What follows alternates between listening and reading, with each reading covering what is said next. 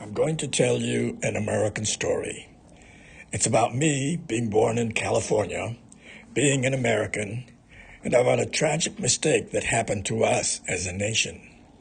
I'm going to share about one of the darkest times in our country's history, about a whole people being put behind barbed wire because we happened to look like the enemy. I'll describe how the internment happened, look at what led up to it, and see how our government removed all persons of Japanese ancestry from the West Coast based on a lie. Then I'll share how all of this turned out to be one of the brightest, most shining moments in our American story. I start with my family. My mother was born in 1911 near San Jose, California. Her parents had come to the San Francisco Bay Area from Hiroshima several years before. My dad was born in 1904 in Hiroshima and came to the San Francisco Bay Area in 1917. He attended school long enough to learn English, then left to work to help support his family. My parents were married in 1931 and settled on a farm just outside of Atwater, California, a small farming community in the middle of the San Joaquin Valley. My sister was born in May of 1932. I was born in January of 38, and my younger brother was born in December 39. Following Japan's attack on Pearl Harbor, we were forcibly removed from our family's farm in May of 1942 to temporary housing in animal stalls at the Merced County Fairgrounds. This was the beginning of summer, where temperatures often reached over 100 degrees. The smell of horse manure was very strong. In August, we traveled by train to Granada, Colorado, where the War Relocation Authority had built Camp Amache. My mother was born in California, so being held behind barbed wire as an American citizen was very painful. Anti-Japanese laws would not allow my dad to become a citizen, and for him, being imprisoned was just as painful. Both my parents felt deep embarrassment and shame over being imprisoned, and disappointed and hurt that they weren't trusted by their government. Here's my family in camp. My mom and dad, my sister, that's me in my Navy uniform, and my younger brother. My youngest brother was born in camp. My sister was 10, and for her, camp was really difficult. Being older, she understood about the war and what it meant to be behind barbed wire. She also felt embarrassment and shame for being Japanese. I was 4 at the time, and for most young children, it was kind of an exciting time, like being at a summer day camp, except longer. We had a black metal stove in our apartment, and one of my chores was to get coal for heating from the storage bin. My mother did the laundry by hand in deep cement wash tubs, using a washboard and bars of ivory soap. She hung the clothes on lines strung across our apartment during the winter, and out back in warmer weather. My family of 5 lived in a single room, 20 feet by 24 feet. A little larger than half the size of this room, and we hung ropes and sheets as dividers to give some privacy. In camp, there was one rule I didn't question: don't go near the fence. I was told that if I did, the guards would shoot me, so I never did. My Uncle George served in the U.S. Army in Italy and France, but my dad was considered an enemy alien, so he couldn't serve in the military. But he was given permission to leave camp and worked on a farm in Nebraska, doing the work left by the local men away in the military. Before the war ended, my family returned home in February 1945 by train. As our train pulled into the station, we were met by our friends who had saved our farm.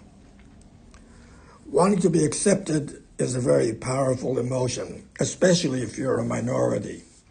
When Mom and Dad moved to Atwater in the early 1930s, they were welcomed by the Methodist minister, who told them that they would have to give up their Buddhist religion and become Christians, or they wouldn't be accepted by the people in town. So, my parents became good Methodists. Mom served on committees at the church, worked with the parent-teacher group, and both were active in farming organizations, and Mom was a Cub Scout den leader. We had an American flag in our living room, and a large wood carving by my grandfather hung on the wall showing an American eagle carrying an American flag over the nation's capital. There were knitted doilies on the backrests of sofas with such words as, "In God We Trust," and "God Bless America," and our family Bible with a leather cover decorated with an American flag rested on the coffee table. If you walked into our home, you would have thought it a typical American home in the years following the war. I thought of it as a 200% American home. The lives of all Japanese in America were turned upside down on that early Sunday morning in December of 1941, and a dark period began for them. 2 months later, on February 19, 1942, President Roosevelt signed into law Executive Order 9066, authorizing the evacuation of all persons of Japanese ancestry from the West Coast. Lieutenant General John L. DeWitt oversaw the evacuation, sending everyone first to temporary assembly centers where they lived for 3 months in animal stalls while the relocation camps were being built. I want you to notice something. The area to the right of the guard tower is outside the barbed wire fences. The area to the left, that on the inside of the barbed wire. One of the reasons given the Japanese community for the evacuation by the military was that this was all for their own protection. You'll notice that the machine gun is pointing toward the inside of the fences, so the Japanese community never really believed this reasoning. Here in Oregon, Japanese from Hood River and Western Oregon were imprisoned at Tule Lake in Northern California, while Japanese from Northern California and parts of Los Angeles were evacuated to Camp Amache in southeastern Colorado, which was the camp where my family was in prison. It is interesting to note that, with the exception of a group of community leaders, those of Japanese ancestry living in Hawaii were not evacuated and interned because they had, over the years, become assimilated as part of the culture of the islands and made up 40% of the field workers in Hawaii. Without them, all the agricultural crops would have been lost. There are two important things to understand in our story most people don't know. FBI Director J. Edgar Hoover reported to President Roosevelt after a full investigation that no Japanese or Japanese American in the United States or the territory of Hawaii committed any act of espionage or sabotage. And reports from the Army's Military Intelligence Division and the Office of Naval Intelligence declared there was no military necessity to evacuate anyone of Japanese ancestry from the West Coast. However, because of pressures from some in our own government and from congressmen and farm organizations from the West Coast, Lieutenant General DeWitt, in his final report to the president, lied and said there was a serious military necessity, and the evacuation and internment were carried out. Amache became the 10th largest city in Colorado essentially overnight. The buildings had been completed, but the insides were unfinished and required installing rolls of black tar paper as a windbreak and inside paneling to make them livable. Water and electricity were not fully working, nor were toilets and showers, making life more miserable for the internees in camp. Colorado summers are dry, hot, and being in what is considered the Dust Bowl area of the state, there are regular sandstorms that sting the skin with its flying sand. The buildings were built with green wood, so as the wood dried, it shrank, and the winds brought sand through every crack, leaving a layer of dust everywhere. In winter, the men would dig pathways from each apartment to the bathroom and cafeteria buildings. It was so cold, The women knitted doorknob covers to protect everyone's hands from sticking to the iron doorknobs. Leaders came from among the second generation Nisei to help run the camp. Camp businesses were established, garden clubs were formed, as were art classes. And of course, there was baseball for recreation. Classrooms, grades 1 through 12, were set up with some of the teachers being Japanese in the camp, but most teachers were white and came from school districts from surrounding communities. The most difficult part of the evacuation came with the uncertainty of everything. People were given just 1 to 2 days to pack up and be ready to leave, but weren't told where they're being taken. Allowed to take only what they could carry, most were forced to leave all of their possessions behind. People looking to buy those possessions often just waited until the Japanese were physically taken away, and then they came in and took what they wanted. In our case, friends bought our farm for $1, held the property for us, and after the war sold it back to us for $1. We were among a number of families that had something to come home to. Another problem area, especially for older Japanese, involved food. Initially, there were no Japanese food served in the camps. Much of the food was thrown out because it was too rich for the taste, particularly of the elder Japanese. Soon, people started gardens, and locally grown Japanese foods were then added to the menus. Lack of privacy was another problem. Open showers and bathrooms were another bother for the people who were normally very shy. Younger women would go along with the first-generation Issei women to hold sheets to give some privacy for their open showers. And many women waited all day till after dark when bathrooms were empty to use them. Walls between apartments were so thin, what happened in one apartment was all too easily heard in another. Sitting down for meals just as family was impossible. One thing that helped was a strong sense of resignation and acceptance of what happened, a common Japanese way of dealing with tragedy. When something goes terribly wrong, it's shikata ga nai, meaning it can't be helped. This was usually said with a shrug of the shoulders, and you just moved on. Even though a lot was pulling families apart, there was another side to shikata ga nai. People tried to make the best of a bad situation. In Japanese, gaman means accepting what is tragic and impossible with patience and dignity, and it is an attitude of picking up and moving on, no matter how bad things are. Many deep relationships grew out of camp that otherwise would not have happened without the internment. In the years after our return home, any mention of camp would bring back very familiar memories, even between strangers from other camps. We had all been through something deeply personal together. There was one part of the internment that was a major problem within the Japanese community itself. In January 1943, the U.S. War Department announced the formation of the Segregated Army Unit to be made up of Nisei volunteers from all of the relocation camps. A year before, these men had been placed behind barbed wire as enemy aliens, but now their status was reversed, and they were now subject to the military draft. Being expected to serve in the U.S. military was a terrible problem for the Nisei. Men who joined were seen as cooperating with those who had violated their constitutional rights. Those who opposed the draft because they, as U.S. citizens, were behind barbed wire, stripped of constitutional protections, were seen by others as troublemakers. Resisting and protesting resulted in action by the military police.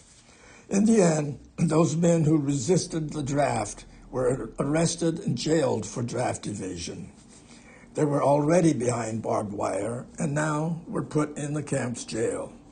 To the Issei, the troublemakers were seen as bringing shame, not only upon their families, but on the greater Japanese community. Japanese American soldiers from Hawaii had actually enlisted in the island's National Guard long before Pearl Harbor and were serving in integrated mixed units. Following December 7th, they were discharged as untrustworthy, but later allowed to volunteer for the newly formed, segregated 100th Infantry Battalion and were sent to the mainland for specialized training. The 100th Infantry Battalion went into battle first in North Africa and then in Sicily and Italy at the beginning of the Allied invasion of southern Europe. They were merged with the 442nd Regimental Combat Team and saw duty in Italy and France in some of the fiercest battles of the war. Nisei volunteers also served bravely in the Military Intelligence Service, acting as language specialists and interpreters throughout the war in the Pacific. Their service was particularly noteworthy because they were as much in danger of being shot by American soldiers as by the Japanese. Now, here was a people, 2/3 of whom were U.S. citizens, stripped of their constitutional rights, put in prison as enemy aliens, and held behind barbed wire because they happened to look like the enemy. How did they, in trust and good faith, send their sons, husbands, and brothers to fight in the Army of the United States? The answer is in giri, their sense of loyalty to the country of their birth. It was also in the strong family values of Meio, of honor and duty, and to the Nisei men themselves, who, like all American sons, were filled with a patriotism, even though they volunteered from behind barbed wire. There was, however, an added reason. These young men held a deep determination to prove they were truly Americans, not Japanese Americans, but just Americans. The 442nd Regimental Combat Team, 100th Infantry Battalion, came out of the war as the most decorated unit in all of the United States military history for its size and length of service. The evacuation of people of Japanese ancestry from the West Coast followed the bombing of Pearl Harbor. But this was not a decision made because of Pearl Harbor, but something considered a number of years earlier. Because the relationship between the United States and Japan was gradually worsening, President Roosevelt, in a secret letter 5 years earlier, 1936, ordered that, quote, every Japanese citizen or non-citizen on the island of Oahu who meets Japanese ships or has any connection with their officers or men should be secretly identified and his or her name placed on a special list of those who would be first to be placed in a concentration camp in the event of trouble, end quote.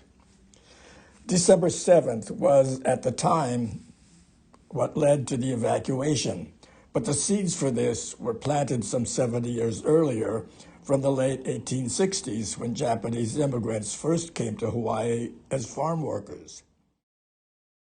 They then came to the Pacific Northwest when Congress passed the Chinese Exclusion Act of 1882, stopping Chinese from entering the United States, and thus creating new needs for immigrant workers. Chinese had begun taking over jobs, providing serious competition to American farmers, and strong anti-Chinese hatred brought about this new law. It was a feeling still felt along the West Coast as Japanese began coming in greater numbers to the mainland. By 1889, Portland had become the center for sending Japanese immigrant workers to the fisheries, farms, sawmills, and railroads throughout the Pacific Northwest. Railroads especially wanted Issei immigrants because they could be paid at lower wages. By 1907, Japanese made up 40% of Oregon's total railroad workers. In the 1920s, in the Yakima Valley in Washington, Japanese helped in farming by clearing farmland and harvesting crops. In an effort to fit in, Japanese studied English language and how to become more American. Notice the Western clothes and fancy American automobile. They, like everyone, wanted the American dream.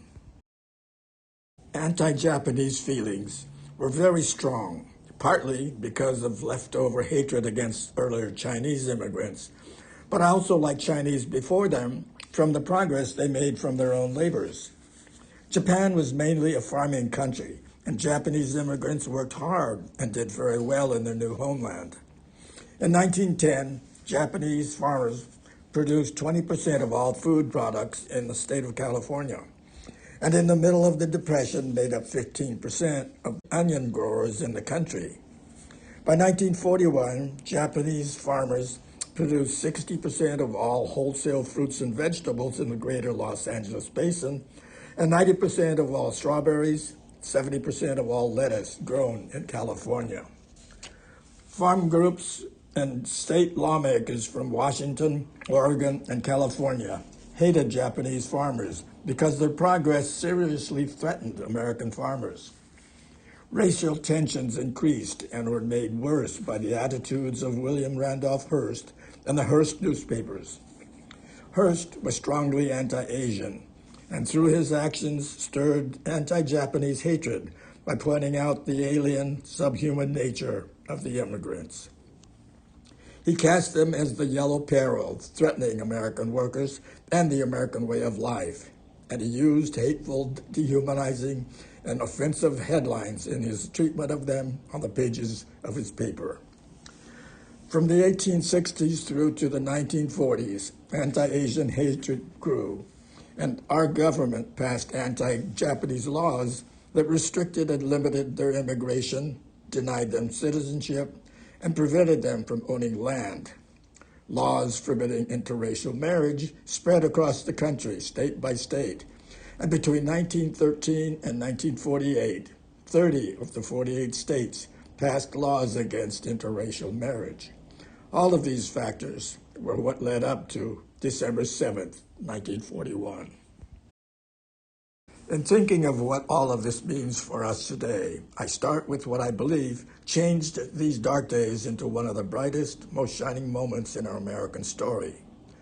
Under pressures on Congress by a Japanese American citizens group, President Jimmy Carter in 1980 signed into law creation of a committee to study the effects of Executive Order 9066 on the lives of those of Japanese ancestry removed from the West Coast. The committee found that the wartime imprisonment was not necessary because there was no military need, that the decision instead was based on racial prejudice, war hatred, and fear, and a failure of government leadership.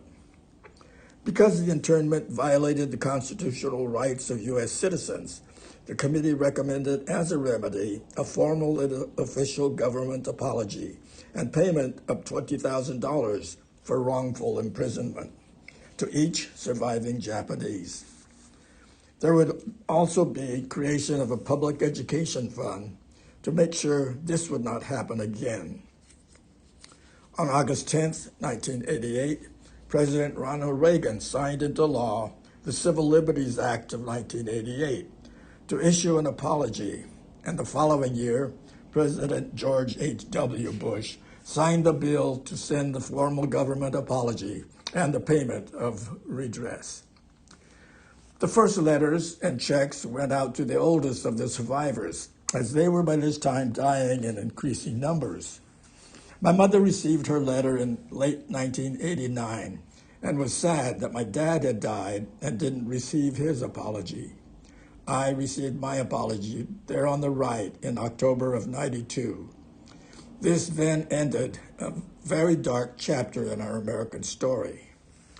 In the end, it showed the remarkable quality of our form of government, that by admitting to a major government mistake, not a little thing, and the issuing of a formal and public apology, our government did right by a group of people to whom a major injustice had been done. It redeemed for the good, at least in part, the dark tragedy of the evacuation and internment, lifting this whole episode as a bright and shining moment in our American story. So the question is, could this happen today? The laws that allowed our government in 1942 to put people of Japanese ancestry in internment camps are still in place today. And over the years, have been used as a threat against groups of people for similar reasons. Mainly, these reasons have to do with prejudice and fear of those we don't know very well. Today in our politics, there is talk about people we should be afraid of, and some of the solutions being discussed have to do with the same kinds of laws that put me and my family in an internment camp 80 years ago. The challenge for us today, in order to live up to the values of our great country, is to find ways to get to know each other, to learn to work in cooperation, and to develop ways that lead to the peaceful solutions to our conflicts that benefit all of us. It is not a simple task we face, but we have a history as a people to rise to the occasion and to move our country forward. I believe that we are up to the job, and this is why I give this talk, why I share our American story. I do it to ensure that we remember what happened and that the lessons learned are not forgotten. In concluding, Barbara and I visited 3 internment sites over the years: Heart Mountain in Wyoming, Manzanar in South Central California, and Amache in Colorado. The latter we visited while attending our daughter's graduation from the University of Colorado in Boulder. Here's our daughter, the graduate, and our son and our daughter's best friend from childhood. There was on site a single memorial monument to the 31 servicemen from Camp Amache who died in the service of their country. Finally, in 2008, I attended a pilgrimage to Tule Lake internment camp in Northern California with a contingent of former internees and their families from Portland and Eugene, where we shared memories and paid homage to those internees who had passed. I want to thank you for listening to what I consider our American story.